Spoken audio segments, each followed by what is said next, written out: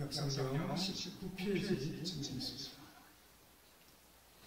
16장 6절에서 16절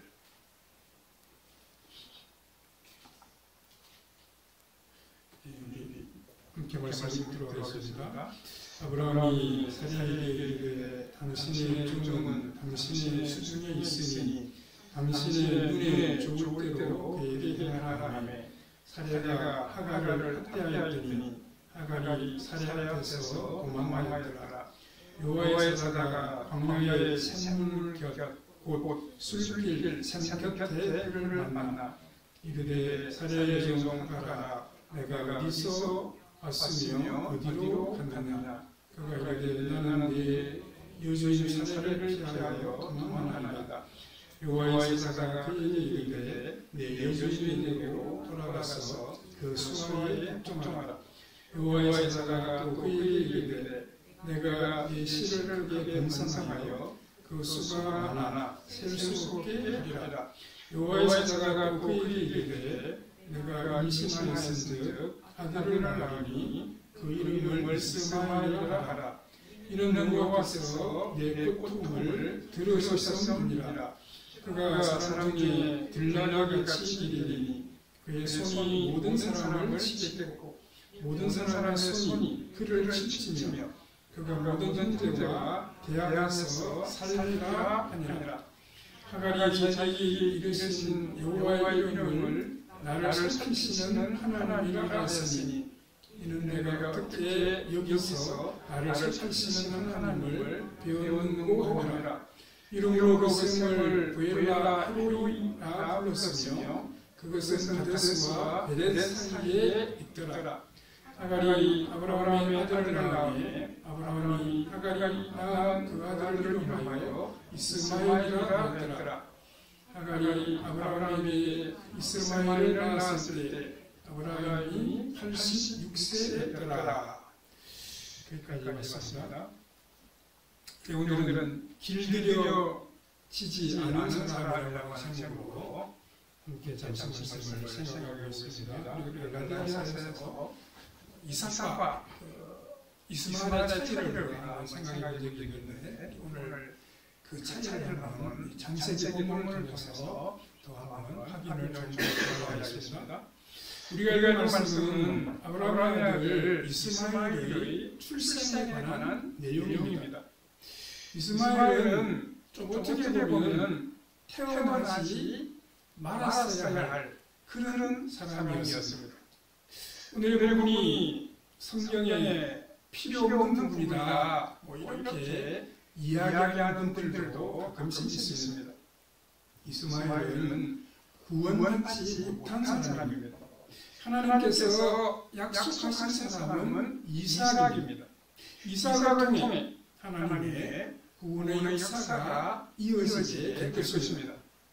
그런데 왜 성경은 이스마엘 같은 사람에게 관심을 가지고 있는 것입니까?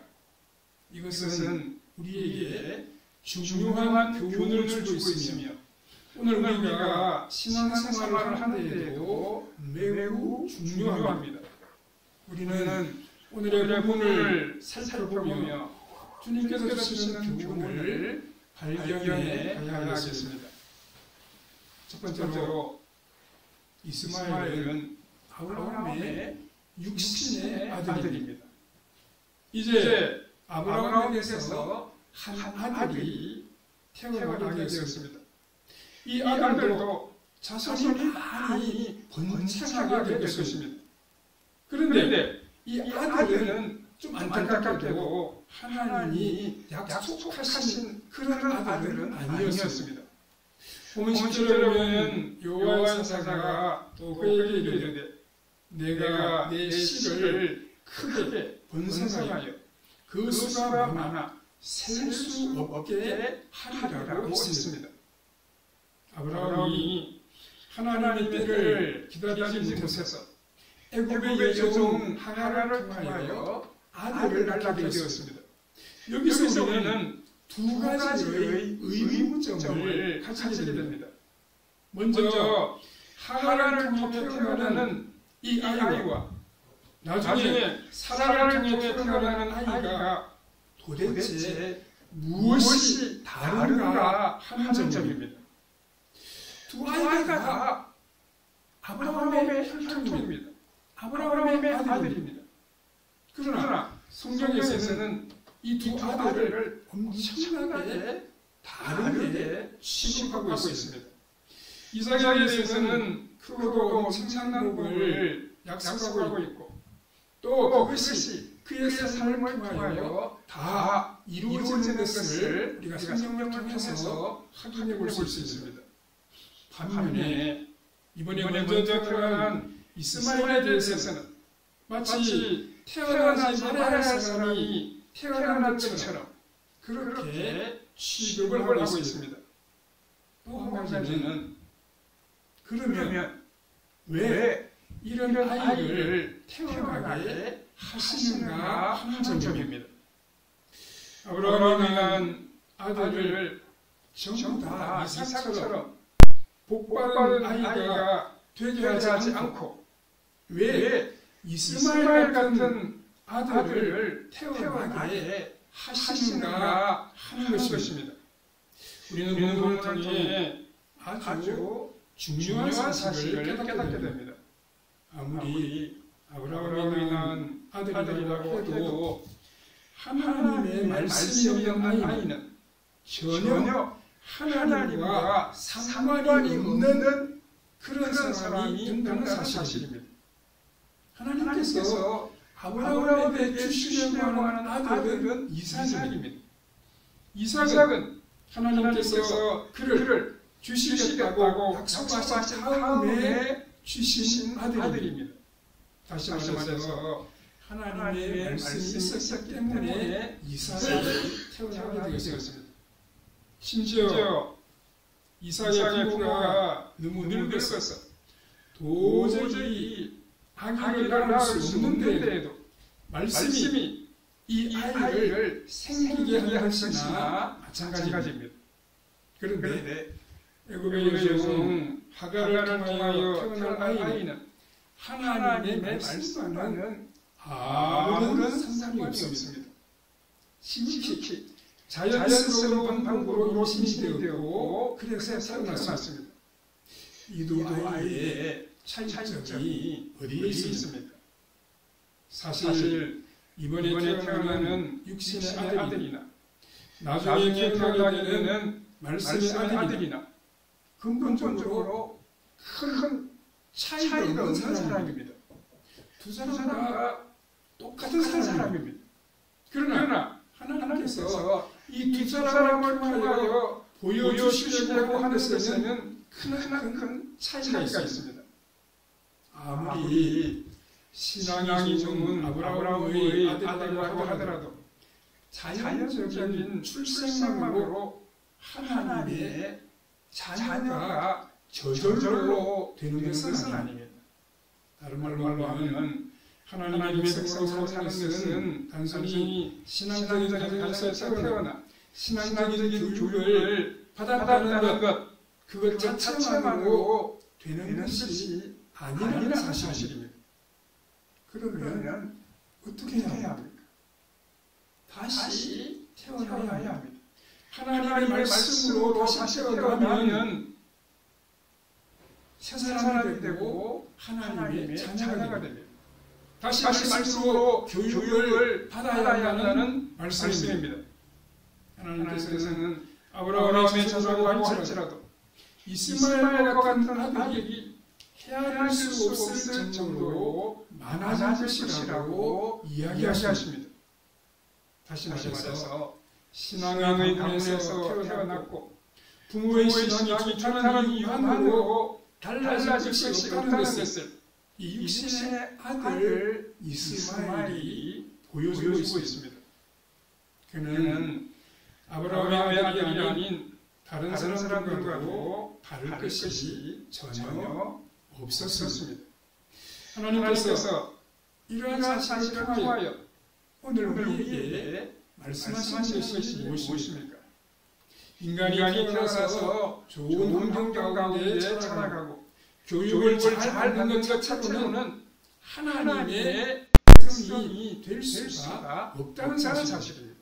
하나님의 백성이 되기 위해서는 기적적으로 다시 만들어져야 합니다. 그것을 보여주는 것이 바로 이 이삭의 출생입니다. 이삭은 우리가 잘 아는 것처럼 하나님의 말씀에 의하여 참으로 기적적으로 태어난 아들이었습니다. 당시 이삭이 태어날 당시 아브라함은 실제로 자식을 낳을 수 없는 그런 상태였습니다. 그러나 하나님의 말씀은 그들의 몸에 어떤 기적적인 변화를 가져왔고 그 결과로 태어나게 된 아들이 바로 이삭입니다. 이삭의 출생은 우리가 하나님의 말씀으로 거듭나는 것을 상징적으로 잘 보여주고 있습니다. 우리도 모두 겉으로 봐서는 도무지 변할 것 같지가 않습니다. 하지만 하나님의 말씀을 듣는 가운데에서 우리 속에서 우리도 알지 못하는 사이에 변화가 일어나기 시작합니다.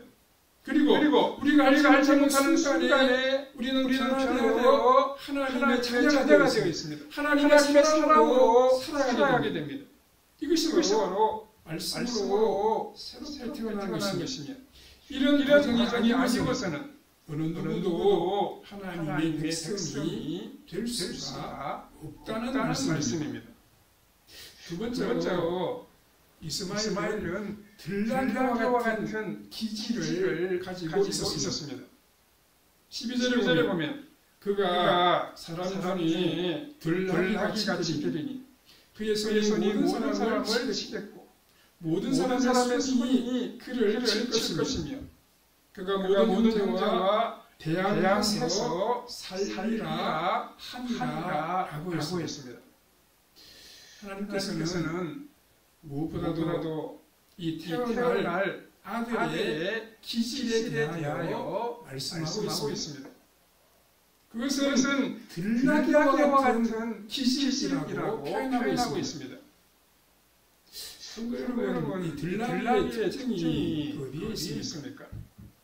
들나귀는 어느 누구도 길길 수 없는 아주 강한 기질을 가지고 있는 짐승입니다.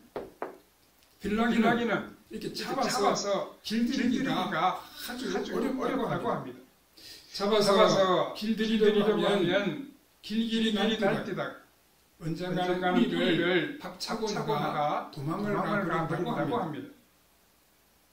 그는 결국 다른 사람들과 평화롭게 지내지 못할 것입니다. 그의 손이 모든 사람을 칠 것이며 모든 사람이 그를 칠 것이라고 오늘 본문이 기록을 하고 있습니다.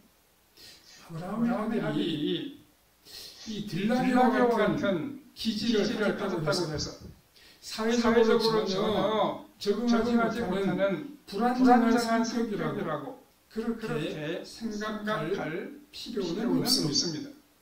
아브라함에게서 태어났지만 전혀 아브라함을 닮지 않았고 어느 곳에도 적응하지 못하는 성격의 소유자일 수 있습니다. 그러나 하나님께서 말씀하시는 것은 단순히 길들여지지 않았다는 것이 아닙니다. 도저히 하나님의 말씀으로 길들여질 수 없는 영적인 들나귀라고 하는 그런 의미입니다. 우리가 사람들을 보면 좀 야수성이 강한 그런 사람들이 있습니다. 좀 본성적으로 좀 거친 그런 성격을 지닌 사람이 있는 것 같습니다.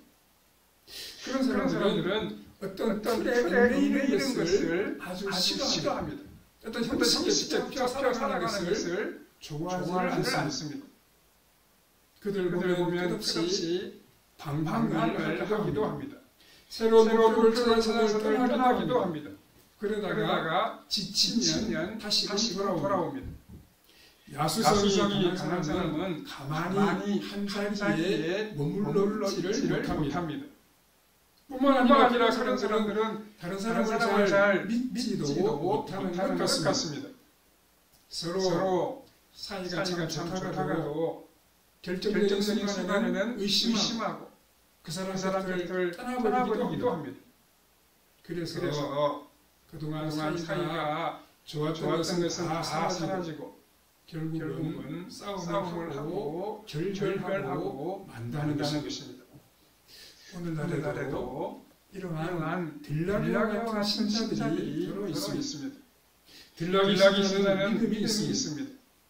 그러나 결코 자신을 노출시키지 않으며 여러 한가운데 소속되어 다른 사람의 지식을 잘 받으려고 하지 않습니다. 사실 이 이야기는 주님께서 오늘 우리에게 하시는 말씀입니다. 우리는 믿는다고 하지만 실제로는 우리 안에 강한 야수의 길이 그대로 살아 있습니다. 옛사람의 그런 근성이 남아 있습니다. 그런데 하나님께서는 우리에게 무엇이라고 말씀하십니까? 말씀으로 우리 자신을 철저히 죽이기 전에는 참으로 하나님의 은혜를 온전히 체험한 자리에 나아가지 못한다는 것입니다. 우리 자신이라고 하는 것이 완전히 사라지고 없어져야 하는 말씀입니다. 마치 아브라함과 사라가 전혀 자식을 낳을 수 없었고 실제로는 죽은 것이나 마찬가지 차례에서 이삭을 낳은 것처럼 자기 자신에게 철저히 실망하고 자기 자신을 철저하게 부정하기 전까지는 아무리 하나님께서 은혜를 부어주셔도 그는 우리를 박차고 뛰어나갑니다. 하나님의 은혜는 울타리 안에 있습니다.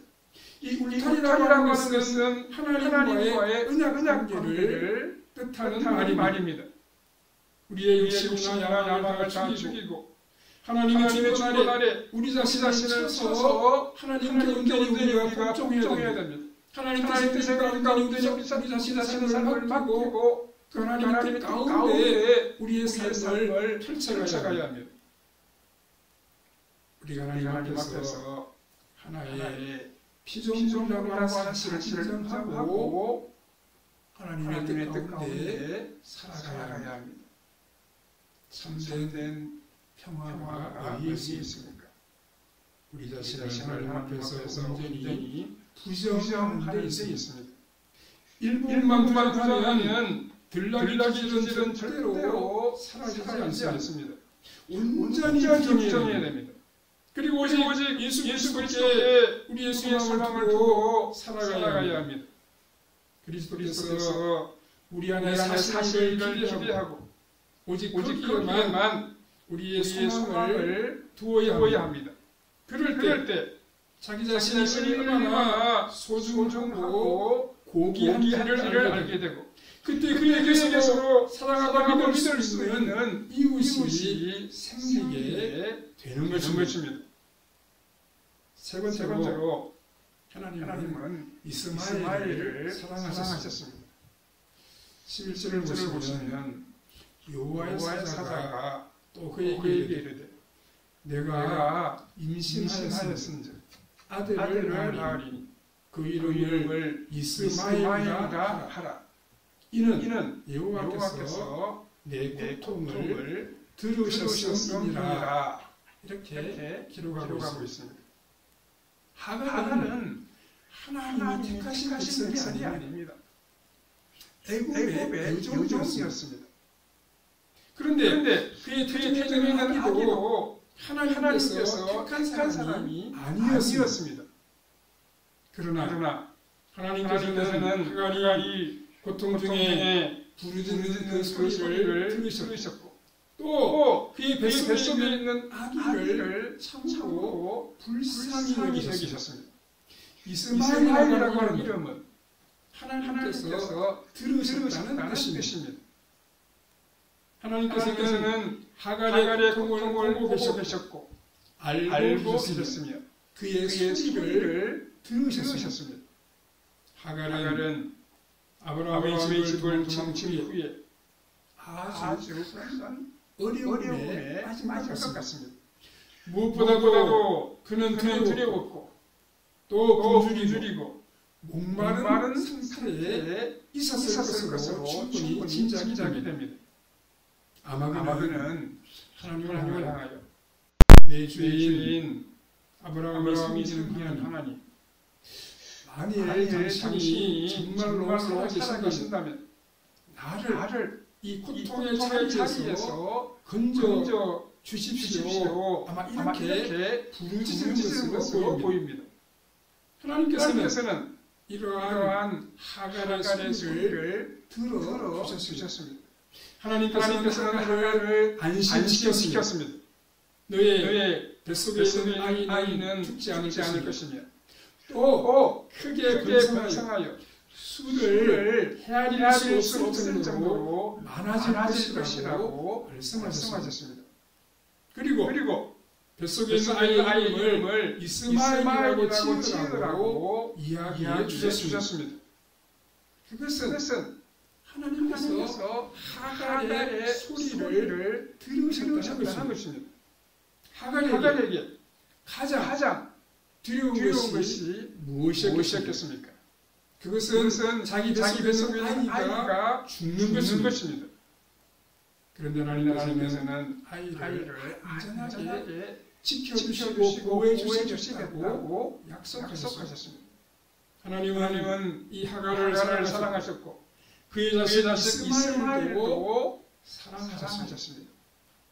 오늘날 사람들이 오해하고 있는 부분이 바로 이 부분입니다. 하나님은 이 세상에 있는 모든 사람들을 다 사랑하십니다. 비록 그들이 들락이 같고 그들이 하나님의 은혜를 차고 자신의 욕심을 따라 살며 결코 하나님을 믿으려고 하지 않음에도 불구하고 하나님께서는 그들을 사랑하십니다. 하나님은 백성들을 통하여 그들에 대한 사랑을 표현하십니다. 하나님께서는 왜 이스라엘 백성들을 더 특별하게 사랑하셨습니까? 그들이 이 세상에 있는 모든 사람들에 대한 하나님의 은혜와 사랑의 통로가 하기 위해서입니다.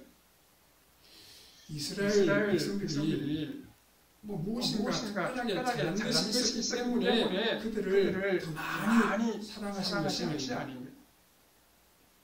오늘날도 역시 마찬가지입니다.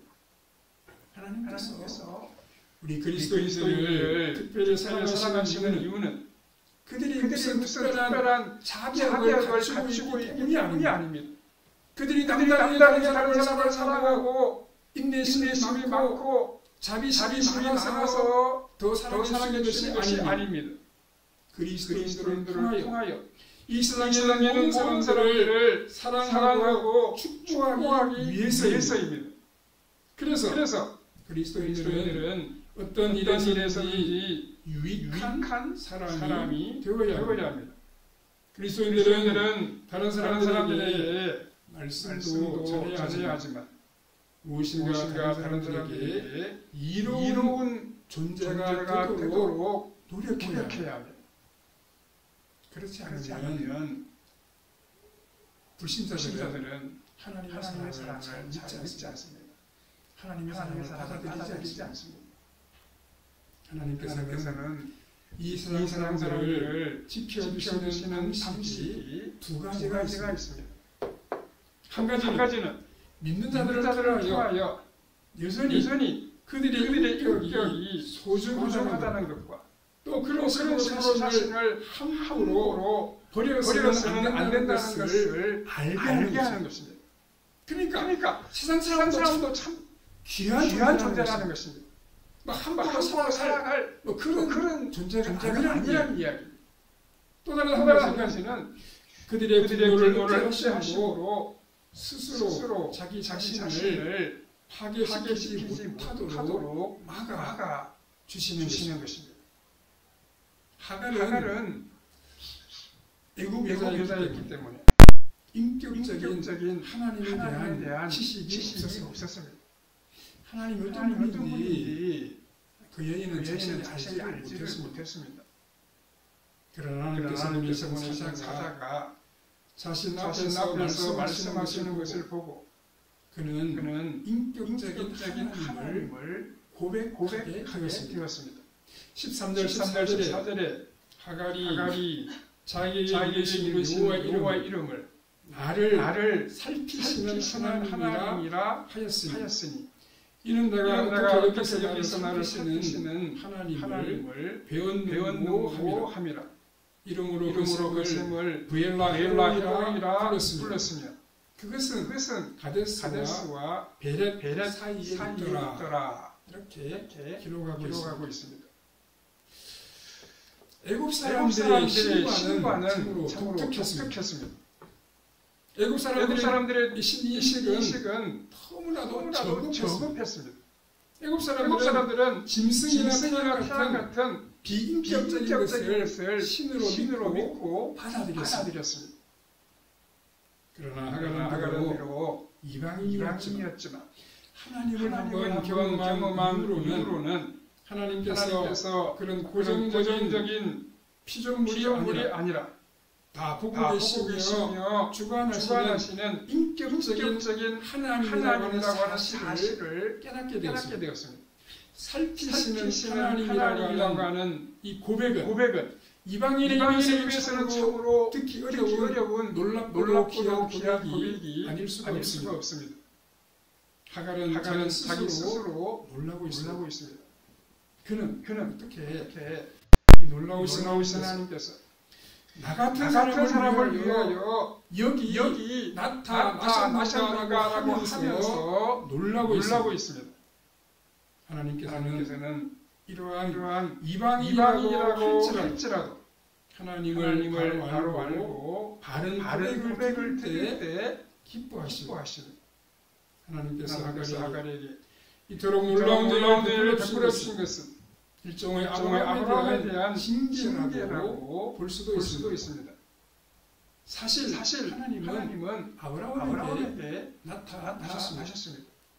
하나님은 아브라함이 하갈을 선대하기를 바라셨습니다. 그러나 아브라함이 인간적인 방법에 의존했을 때 하갈에게 하나님 자신을 나타내신 이심으로 아브라함으로 하여금 시기하게 만드셨습니다. 그 어느 누구도 우리 하나님을 독점할 수는 없습니다. 하나님을 혼자 독차지할 수는 없습니다. 이 땅에 살아가는 어떤 사람들할지라도 저절로 하나님의 백성이 될 수는 없습니다. 그런 방법은 없습니다. 제 아무리 아브라함의 아들이라고 할지라도 말씀이 없이는 들락이 같은 인생이 될 뿐입니다. 길들여지지 않은 완악한 삶을 말씀이 없으면 살아갈 수밖에 없다는 이야기입니다. 참된 하나님의 백성은 말씀으로 다시 태어나는 사람입니다. 말씀으로 거듭나는 사람입니다. 말씀의 약속을 의지하며 살아가는 사람입니다. 하나님을 믿는다고 하면서도 자신이 똑똑하고 모든 판단의 기준이라고 여기는 사람은 아직도 그 속에 들나귀와 같은 기질이 살아있는 사람입니다. 하나님의 은혜는 낮은 곳으로 임하게 됩니다. 우리 자신을 낮추고 하나님 나는 아무것도 할 수 없습니다 이렇게 고백할 때 그런 사람에게 하나님의 풍성한 은혜와 긍휼이 임하게 됩니다. 나 이걸 할 수 없습니다. 하나님이 함께 하시고 말씀도 하셔야 살아갈 수 있습니다. 이렇게 고백하면서 하나님의 전능하신 은혜를 붙잡고 살아갈 것입니다. 우리를 살피시는 이 은혜와 사랑의 하나님을 모시고 살아가는 우리의 신앙생활이 되어야 할 것입니다. 주님의 은혜를 사모하고 진리 안에 살아가며 말씀으로 날마다 새로워지는 성도님들의 삶이 다 되시기를 바랍니다. 자비로우신 하나님 은혜를 감사합니다. 완악하고 들나귀 같은 저희들을 불러주신 사랑의 하나님 아버지 참으로 감사합니다. 이런 기회를 가진 우리도 불러주시니 너무나도 감사합니다. 이 하나님의 사랑과 은혜를 기억하면서 우리가 늘 하나님을 사랑하게 하시고 하나님의 은혜 안에 거하게 하시고 말씀의 그와 가르침 안에 살아감으로 우리 심령이 새로워지게 하시고 우리 심령이 거듭나게 하시고 우리 심령이 주님의 마음을 닮아가는 복된 마음으로 변화할 수 있도록 은혜 베풀어 주시옵소서. 우리 하나님의 자녀로 새로워져서 하나님의 자녀답게 하나님의 은혜를 많은 사람들에게 전하며 살아가는 우리의 삶이 되게 하여 주시기를 원하옵고 예수님의 그 말씀 이름으로 기도하옵나이다. 아멘.